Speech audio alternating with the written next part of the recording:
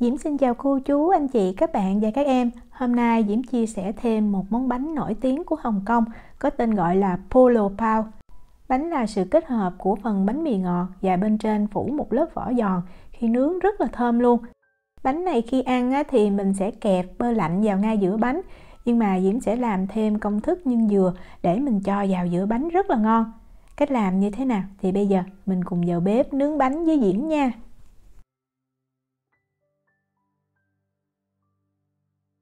Đầu tiên mình đi làm bột bánh trước. Mình chuẩn bị một cái nồi nhỏ nha.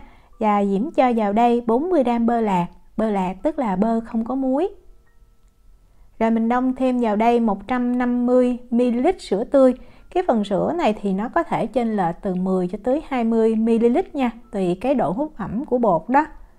Mình bắt lên bếp nè và mình để cái lửa lớn, mình làm cho sữa nó nóng lên. Sữa chỉ vừa nóng và bơ nó tan khoảng từ 70 tới 80% là mình nhắc khỏi bếp, mình đừng có nấu cho sữa nó sôi. Nhắc khỏi bếp thì mình tiếp tục mình khuấy cho bơ nó tan. Rồi bây giờ mình để cái hỗn hợp bơ sữa này cho nó nguội ha. Trong thời gian này thì mình đi chuẩn bị những cái nguyên liệu khô. Bột để làm bánh mì thì mình luôn dùng bột có hàm lượng protein nó cao chút. Diễm ở Na Uy thì Diễm dùng cái hiệu bột này. Protein của nó là 12,1% và công thức này mình cần 250g. Mình cho thêm vào đây 50g đường cát, nên dùng đường cát nhuyễn cho dễ tan nha. 1/8 muỗng cà phê muối để cho cái vỏ bánh nó được đậm đà. Men nở thì mình cần 3g và men này không cần kích hoạt, tức là mình cho thẳng vào trong bột. Và Diễm dùng men ngọt, tức là men có lượng đường cao trong công thức. Còn nếu mà mình không có cái men ngọt này thì mình dùng men làm bánh mì bình thường thôi, mình cho 4g. Sữa trước khi mà cho vào bột thì mình sẽ khuấy đều lên, rồi mình kiểm tra nha, nó chỉ ấm tay hoặc nó nguội hoàn toàn, đừng có cho sữa nóng ha. Cho hết cái hỗn hợp bơ sữa này vào trong bột. Mình sẽ trộn lên cho đều. Cái lượng bột hôm nay nó ít đó, vì vậy Diễm sẽ dùng cái máy đánh trứng cầm tay để Diễm nhồi, hoặc là mình nhồi tay cũng được, hoặc là mình cho vô trong cái máy lớn mình nhồi cũng được luôn nha. Máy đánh trứng cầm tay thì Diễm dùng cái cây xoắn nè, và mình nhồi máy ở tốc độ trung bình trong thời gian là 10 phút. Máy Diễm có 5 số thì Diễm sẽ để số 3. Cái lượng bột ít đó, vì vậy mình nhồi rất là nhanh. Nếu mà mình nhồi tay thì Diễm thấy mình nên dùng 135ml sữa thôi nha, để cho bột nó khô ráo hơn, mình dễ nhồi. Đó, sau khoảng 10 phút thì mình thấy bột nó đã mịn như vậy. Không cần nhồi lâu mà mình kéo lên, bột nó vẫn có màng ha. Như vậy thì cái bánh nó sẽ xốp và nó ngon hơn. Khi mà mình cầm cái miếng bột lên, mình thấy nó hơi dính tay tí xíu, nó rất là dẻo luôn. Nhưng mà mình vẫn cầm được một khối nha. Mình túm bột lại, rồi bây giờ mình để cho bột nó nở gấp đôi. Thời gian thì Diễm có canh nhiệt độ bên Diễm là 24 độ C thì 75 phút. Nếu mà nhiệt độ nhà mình nóng hơn thì 60 phút là đủ rồi. Trong thời gian này mình đi chuẩn bị nhân bánh. Nhân bánh làm đơn giản mà ngon lắm. Diễm có ở đây là 70g bơ lạc. Và bơ này mình sẽ mang ra ngoài, mình để ở nhiệt độ phòng khoảng 1 tiếng đó, cho bơ nó mềm nha. Bơ mềm chứ không phải là bơ chảy, thì như vậy lúc mà mình trộn cái nhân này nó sẽ dễ dàng hơn. Do bơ lạc đó, vì vậy Diễm sẽ thêm vào đây 1/8 muỗng cà phê muối. Còn nếu mà mình dùng bơ mặn thì mình bỏ cái lượng muối này. Đường thì mình cần 45g. Dừa thì mình sử dụng cái vụn dừa sấy khô nha, 35g. Diễm dùng hiệu này, mình mua ở trong siêu thị của Na Uy là có. Và để cho cái nhân nó béo, nó thơm hơn, mình có thêm 25g bột sữa. Diễm dùng hiệu của Nestle. Mình dùng bột sữa cho em bé trên 1 tuổi uống là được, hoặc bột sữa cho người lớn uống cũng được luôn. Và mình có thêm 5g bột kem trứng, tức là bột Custard hay ở Việt Nam còn gọi là bột sư tử. Diễm dùng thì là hiệu này. Để cho cái nhân nó không bị chảy bơ thì mình cần thêm 5g bột mì đa dụng hoặc là bột bánh mì đều được. Diễm cho thêm vào đây 1/2 muỗng cà phê tinh chất vani. Rồi bây giờ mình dùng cái cây trộn bột đó, mình sẽ trộn cho những cái nguyên liệu khô này nè, nó thấm đều trong bơ. Đó, khi mà mình thấy nó thấm đều hết như vậy thì mình mới đeo bao tay vào và mình bóp cho cái hỗn hợp này nó là tạo thành một khối. Do tay của mình ấm đó, vì vậy mình trộn cái bơ nó sẽ mềm rất là nhanh. Mình thấy cái hỗn hợp này nó vừa mềm nó dẻo như vậy là được. Rồi bây giờ mình lấy màng bọc thực phẩm và mình cho cái nhân này vào, mình bọc kín lại và mình cất vào trong tủ lạnh nha. Như vậy thì cái nhân này nó sẽ cứng, nó chắc hơn, để tí xíu nữa mình bọc bột nó được dễ dàng. Rồi bây giờ mình đi làm cái phần vỏ bánh ở bên trên. Diễm có thêm ở đây là 50g bơ mềm và cũng là bơ lạc ha. Bơ mình cứ lấy từ trong tủ lạnh ra, mình để 1 tiếng. Và Diễm có thêm ở đây là 30g sortanin hay là cái chất béo thực vật. Mình cũng có thể dùng mỡ heo nha, còn nếu mà không có nữa thì mình cũng có thể thay bằng bơ luôn. Nhưng mà mỡ heo hoặc là sortanin nó sẽ giúp cho cái phần vỏ này nó giòn, nó xốp hơn. Về bột thì mình cần 150g và Diễm dùng ở đây là cái bột làm bánh bao. Hoặc là mình dùng bột bánh, bột có hàm lượng protein thấp thì làm cho cái vỏ nó sẽ giòn hơn. Đồng thời khi mà Diễm trộn Diễm thấy cái bột này cũng làm cho cái phần vỏ cái màu nó sáng hơn là mình dùng cái bột bánh mì hay là bột mì đa dụng. Mình cho hết cái lượng bột này vào chung với lại bơ và sortanin luôn. Mình có thêm 15g bột kem trứng ha. Và để tạo độ giòn xốp cho cái phần vỏ bánh thì mình có 1/5 muỗng cà phê bột khai. Bột khai thì ở Na Uy mua rất là dễ, mình vào trong siêu thị cái chỗ bán nguyên liệu làm bánh là có, Diễm dùng cái hiệu này. Và 1/5 muỗng cà phê muối nở nha. Nếu mà mình không có bột khai và cũng không có muối nở luôn thì mình có thể dùng bột nổi, nhưng mà tất nhiên bột khai và muối nở sẽ giúp cho cái vỏ nó giòn, nó xốp hơn nhiều. Diễm cho thêm vào đây 1 muỗng cà phê tinh chất vani. Và Diễm có một cái trứng gà nè. Bây giờ mình sẽ đánh cho cái lòng đỏ và lòng trắng nó hòa đều với nhau. Rồi mình cân ra 30g để mình cho vào trong cái hỗn hợp vỏ bánh. Cái phần trứng còn lại thì mình sẽ để dành, để tí xíu khi mà mình nướng đó mình phết lên. Để cho phần vỏ cái màu nó vàng nó đẹp thì mình cho thêm tí xíu màu vàng ha. Diễm dùng cái hiệu này. Cái này là tùy mình chọn nha. Nếu mà mình dùng cái bột bánh bao thì Diễm thấy cái màu nó cũng lên rất là đẹp rồi. Mình không cần phải cho màu vàng cũng được. Mình cho cái hỗn hợp trứng đã pha màu này vào chung với bột luôn. Rồi mình đeo bao tay vào, rồi mình bóp nhẹ thôi nha. Mình trộn cho tất cả những cái nguyên liệu nó đều. Lưu ý là mình bóp nhẹ để cho cái bột này nó tơi ra. Mình đừng có bóp mạnh tay thì nó tạo thành một khối. Tại vì mình sẽ còn cho đường vào nữa.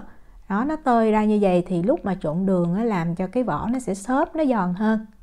Đây là cái bí quyết mà anh Hùng chia sẻ cho Diễm để giúp cho cái vỏ nó thiệt là ngon đó. Cho đường vào thì mình cứ trộn đều lên như vậy. Mình khoan hãy bóp thành khối nha. Khi mà mình thấy cái đường nó đã đều hết trong cái hỗn hợp bột, lúc này mình mới bóp lại. Nó bóp chặt thì mình thấy bắt đầu cái hỗn hợp nó sẽ dẻo, nó kết dính lại với nhau. Và mình nhồi mình nhồi sơ thôi, cũng không cần phải nhồi kỹ, cho nó tạo thành một khối và mình nhìn cái màu nó sẽ đều. Và mình nhìn kỹ mình thấy đường nó chưa có tan, nó chỉ hòa lẫn vào trong bột như vậy thôi. Thì khi mà mình ăn rất là giòn và ngon. Diễm cũng bọc cái phần quả bánh này lại rồi mình để vào trong tủ lạnh ha. Trước khi làm thì mình sẽ mang ra ngoài khoảng 5-10 phút là được. Bột sau khi mà Diễm ủ được 75 phút thì nó đã nở lên gấp đôi như vậy.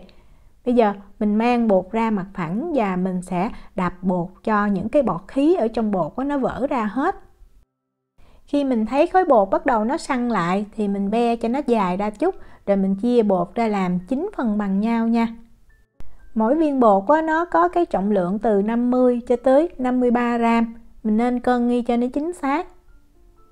Để bây giờ mình sẽ mình túm bột lại như vậy, cho cái miếng bột nó chắc và nó không còn cái bọng khí đó. Rồi mình túm cái phần mép bột lại, để xuống cái mặt phẳng và mình xe cho nó tròn chút. Như vậy thì khi mà mình bọc nhân vô nó được dễ dàng hơn.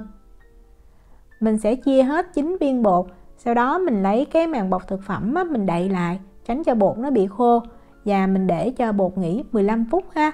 Như vậy thì bột nó không có co giãn đó, mình bọc nhân nó được dễ dàng hơn. Trong thời gian này thì Diễm đi giới thiệu về cái khuôn mà Diễm dùng. Ở đây Diễm có 9 cái khuôn nhôm. Và cái kích thước của khuôn này, cái đường kính của nó là 8,5 cm. Thực ra mình không có cần khuôn cũng được, nhưng mà không có khuôn thì khi mà mình nướng cái bánh nó sẽ dẹp hơn, nó không có được đứng cái bánh. Cái này là tùy mình chọn nha. Nếu mà dùng khuôn thì mình sẽ lấy bơ và mình thoa đều vào trong khuôn. Như vậy khi mà bánh chín mình lấy ra nó được dễ dàng. Khuôn này á, thì Diễm mua ở cái tiệm bán nguyên liệu làm bánh Tân Nhất Hương ở Sài Gòn. Đây là nhân mà Diễm đã để trong tủ lạnh nè, mình lấy ra mình thấy nó cứng như vậy. Và bây giờ mình cũng chia nó ra làm thành 9 phần bằng nhau. Mỗi viên á, thì nó khoảng 20 gram. Sau khi chia xong á, thì mình nên đeo bao tay vào ha, cho nó đỡ dính. Rồi mình bóp và mình xe cái viên nhân cho nó tròn. Như vậy là được.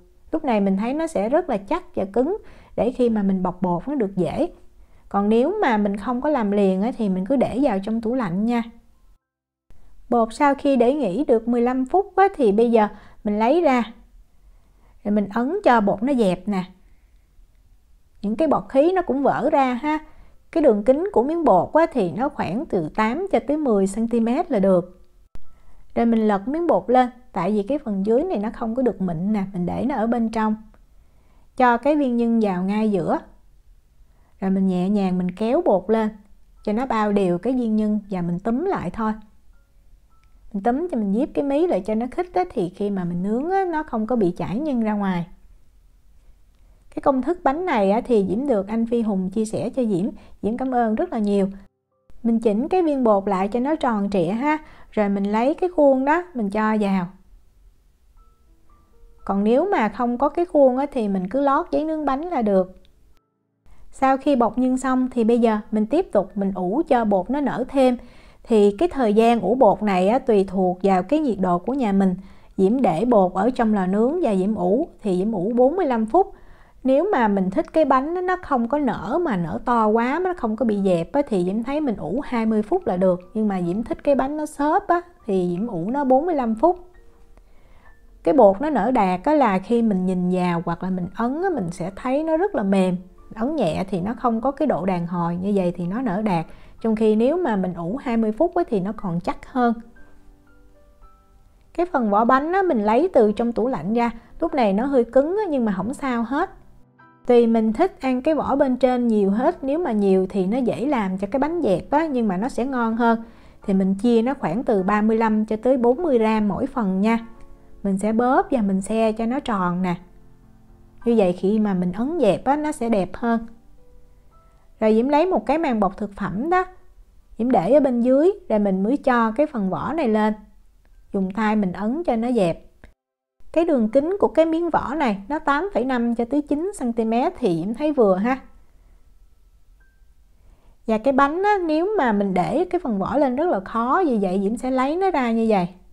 Rồi mình lấy một ít nước đó mình thoa lên trên hoặc là mình phun lên cũng được nha. Như vậy cho cái phần vỏ nó được bám dính vào phần bột. Rồi mình lấy cái miếng bột ra. Cái mặt láng thì mình sẽ để ở lên trên.